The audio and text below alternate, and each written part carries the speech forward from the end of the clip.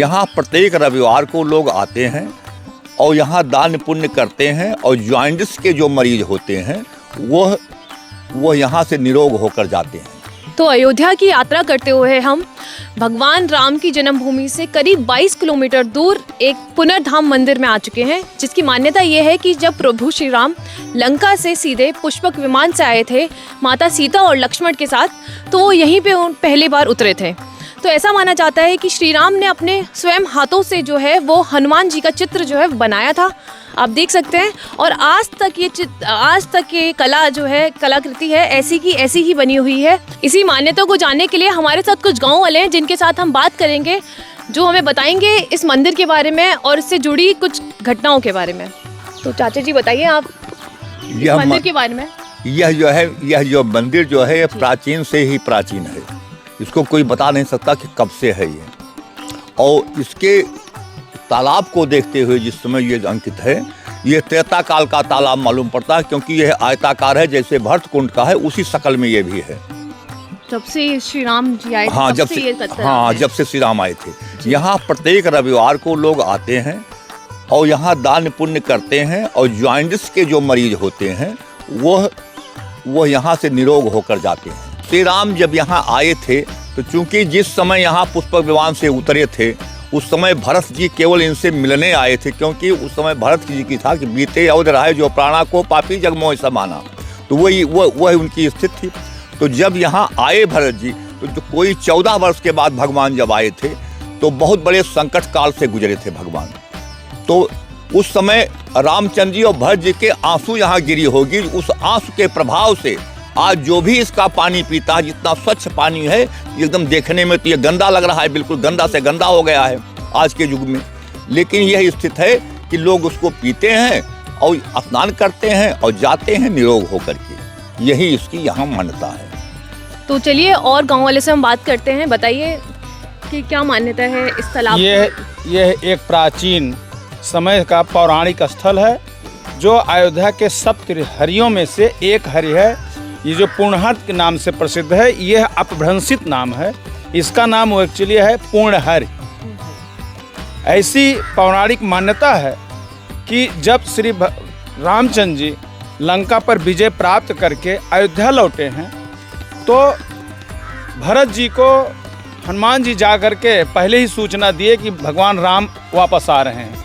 तो वहाँ से भरत जी भरत कुंड से उनसे मिलने के लिए आतुर थे। आकर के यही चारों भाई मिले हैं। तो ये चारों भाइयों का यह मिलन स्थल है। अच्छा। जब भगवान राम से भरत जी का मिलन हुआ, तो उस समय चूंकि 14 वर्ष जो है तपस्या कर रहे थे भरत जी भी और राम जी भी, तो भरत जी की तपस्या से भरत जी की पूरी शरीर पीली हो चुकी थी। भगवान ने उनको मिलते ही उनको जो है आलिंगन किया। उनके आलिंगन मात्र से ही भरत जी की जो पीलेपन की शरीर में उनका पीलापन था, वो समाप्त हो गया और दोनों भाई रोने लगे। उनके जो अश्रु की धारा निकली, उसी से इस पौराणिक इस जो है तालाब का, सागर का अश्रु तालाब, इससे जो है ये उत्पन्न हुआ है।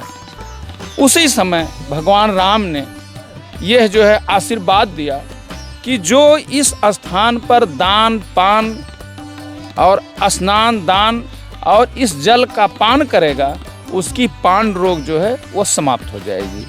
और उसी काल से यह मान्यता पूरी चली आ रही है।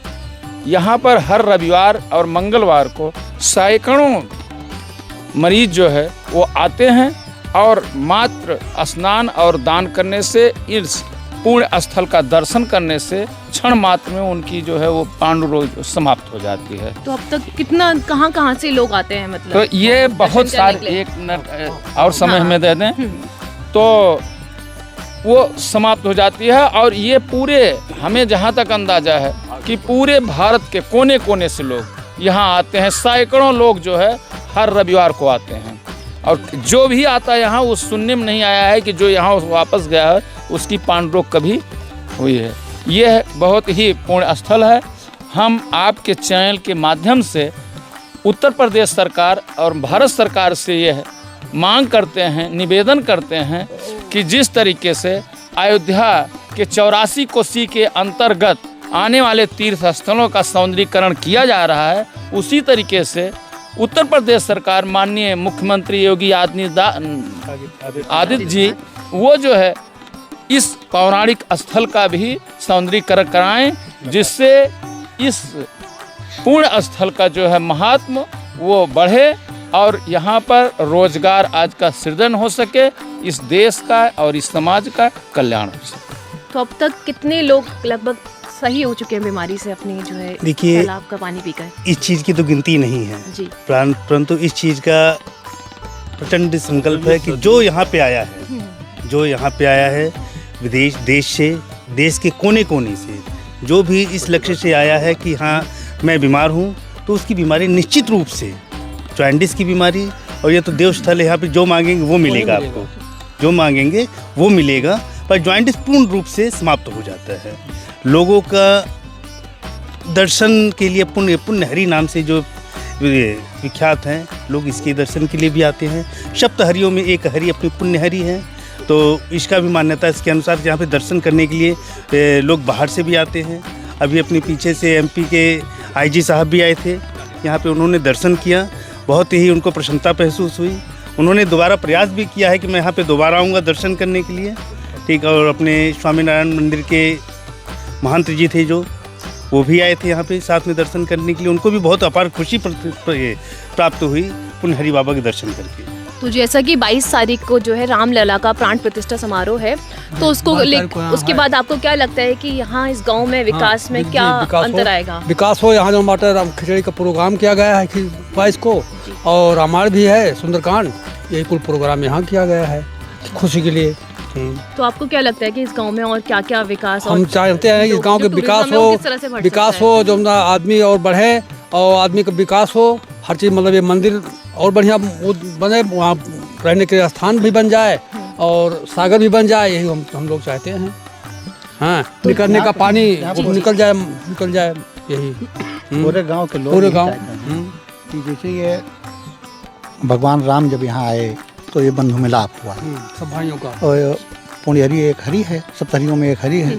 तो यहाँ गांव के सारे लोग ये चाहते हैं कि इसका पूर्ण रूप से विकास हो, पूरा ये एक कुंड बन जाए, पक्का तालाब बन जाए, इसमें बाहर का पानी ना आए, यहाँ का मार्ग एकदम सुदृढ़ हो जाए, मजबूत हो जाए, और जिससे किसी को आने जाने में दिक्कत ना हो। प्रतिवर्ष हजारों लोग आते हैं, और जब से इसकी स्थापना भगवान ने किया है, लाखों लोग यहाँ से ठीक हुए हैं, उसकी गणना नहीं है कितने लोग यहाँ से ठीक हुए हैं। जरूरत ही नहीं पड़ी कि जो यहाँ पर एक बार आया और उसको दोबारा जो है आने का मौका मिला हो। फिर तो जैसा कि इस कलाकृति के बारे में माना जाता है कि श्री राम जी ने अपने स्वयं हाथों से इसको बनाया था, तो माना जाता है कि अगर कोई लोग बाल्टी से पानी डालें या कुछ भी ऐसा करें तो ये हिलता नहीं अपनी जगह से, तो इसके बारे में क्या कहेंगे आप? ये बरसात चाहे देखिए, चाहे जितना भी बरसात हो, पानी डाला, लेकिन ये आपको मूर्ति ऐसे की, ये मिट्टी का क्षरण नहीं होगा, मिट्टी का क्षरण नहीं होगा, ये ऐसे बनी रहेगी, बिल्कुल ऐसे ही है। और हम लोग क्या, हमारे पूर्वज जब जो वो पैदा हुए हैं, और हम लोग तो बहुत बाद में, अभी तो हम लोग यही चाहते हैं, भारत सरकार यही सुनते आए हैं और उत्तर प्रदेश